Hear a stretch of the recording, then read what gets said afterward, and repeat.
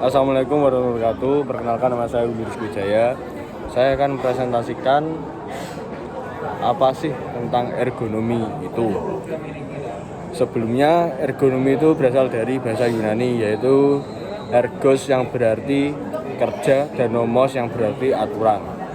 Secara sederhananya, ergonomi dapat dipahami sebagai ilmu yang mengatur bagaimana pekerjaan, alat, dan fasilitas dan lingkungan disesuaikan dengan kemampuan fisik maupun mental manusia.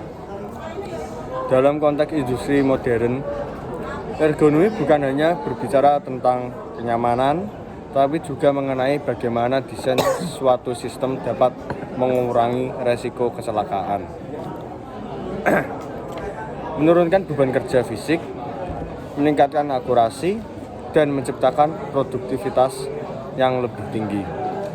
Ergonomi menekankan bahwa manusia merupakan komponen utama dalam sistem kerja, sehingga seluruh rancangan harus menyesuaikan manusianya, bukan sebaliknya.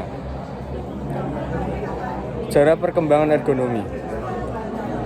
Jika kita menelusuri perkembangan sejarah ergonomi, konsep ini sebenarnya telah ada sejak zaman megalitik. Pada masa tersebut,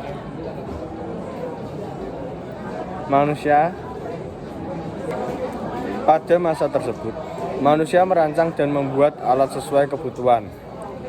Misalnya, alat berburu, alat pertanian, atau alat kerja yang memperhatikan bentuk tangan dan kemampuan manusia pada masa itu. Selanjutnya, pada abad ke-5 sebelum Masehi, budaya Yunani memberikan kontribusi penting. Hippocrates, seorang tokoh kedokteran, menjelaskan bagaimana seorang dokter bedah seharusnya bekerja, termasuk bagaimana posisi tubuh,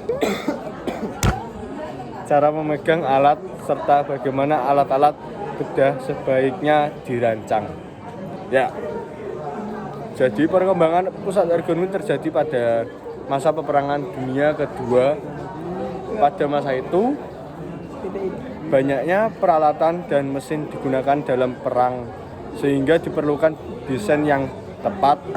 Operator dapat bekerja secara optimal dan aman. Pada tahun 1949,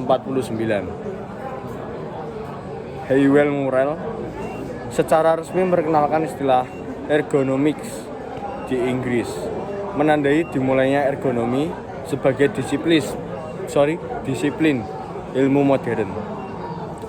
Definisi ergonomi menurut para ahli, banyak ahli dan lembaga memberikan definisi ergonomi. Beberapa diantaranya adalah Cashman et al. 1983 menekankan bahwa ergonomi mempelajari pengaruh pekerjaan terhadap bekerja serta berbagai perubahan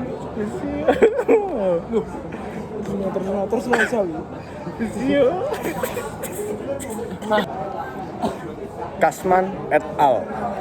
1983 menekankan bahwa ergonomi mempelajari pengaruh pekerjaan terhadap pekerja serta berbagai perubahan fisiologis akibat panas, suara, pencahayaan, dan polusi. Dan Anis dan McConville 1996 menyoroti bahwa ergonomi berfokus pada kemampuan menerapkan data manusia ke dalam rancangan sistem dan lingkungan kerja. Dengan berbagai definisi tersebut, dapat disimpulkan bahwa ergonomi adalah ilmu yang mempelajari interaksi manusia dengan sistem kerja secara menyeluruh. Dan apa sih tujuan ergonomi? Tujuan ergonomi dapat dinilai dari beberapa sudut pandang, yaitu yang pertama efisiensi kerja, yang kedua keselamatan dan kesehatan kerja, Yang ketiga, kenyamanan kerja. Keempat, kualitas hidup. Dan klarifikasi ergonomi menurut berikut. Selanjutnya, klarifikasi ergonomi menurut IAEA tahun 2000. Ergonomi terdiri dari 4 cabang besar, yaitu ergonomi fisik, ergonomi kognitif, ergonomi organisasi, dan ergonomi lingkungan. Selanjutnya, ruang lingkup kegiatan ergonomi. Dalam dunia industri, ergonomi mencakup beberapa aspek penting. Yang pertama, analisis pekerjaan berupa definisi jenis tugas, gerakan tubuh, serta kondisi fisik yang dibutuhkan dalam pekerjaan.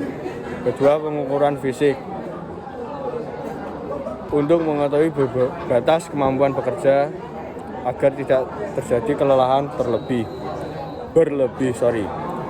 Perancangan tempat kerja, termasuk dimensi peralatan dan layout ruang agar sesuai dengan ukuran para pekerja. Analisis lingkungan kerja.